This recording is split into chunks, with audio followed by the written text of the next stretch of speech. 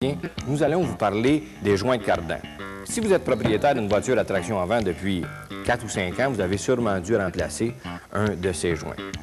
Comment c'est conçu? Bien, vous avez un demi-arbre qui est, lui, jointé au cardan comme tel. Le cardan est composé d'une fusée, c'est-à-dire l'endroit où on vient assembler la roue, un boîtier qui, à l'intérieur, est muni de petites billes qui transmet, en fin de compte, le mouvement du moteur à la roue avant.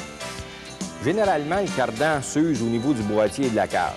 Qu'est-ce qui se produit? C'est que lorsque vous roulez en ligne droite, les billes portent toujours au même endroit et usent le même endroit. Lorsque vous tournez le volant, bien, les billes ont à repasser à un endroit qui est usé et qui n'est pas usé, donc vont produire un bruit de cognement.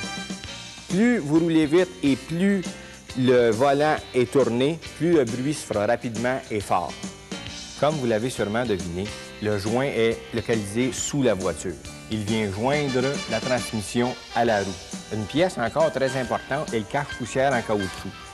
Le rôle de cette pièce est de protéger la graisse à l'intérieur. Ça évite naturellement les débris, la poussière de la route de venir s'infiltrer à la graisse qui occasionnerait l'usure prématurée de votre joint.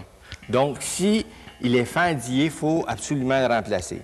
C'est des choses comme ça que votre mécanicien inspecte sous la voiture lorsqu'il effectue votre changement d'huile. Une autre chose à éviter, c'est l'écoulage d'huile à moteur.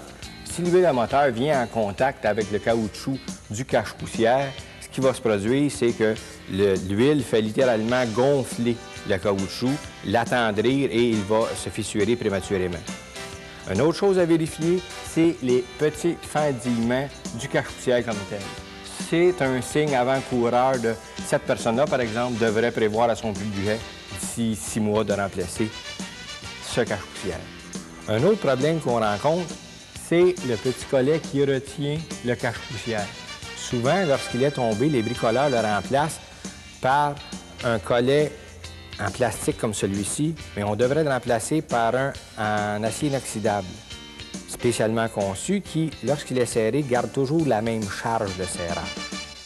Le problème avec les cache-poussières, c'est que ça ne se diagnostique pas à conduire. Il faut absolument l'inspecter. Donc, si votre mécanicien, lors d'un changement d'huile, par exemple, vous dit que votre cache-poussière est légèrement craqué, remplacez-le. À moyen terme, vous ferez une économie. Pour obtenir gratuitement votre guide d'entretien préventif, écrivez-nous à Automag Plus à l'adresse que vous retrouverez à la fin de l'émission. Bonne semaine!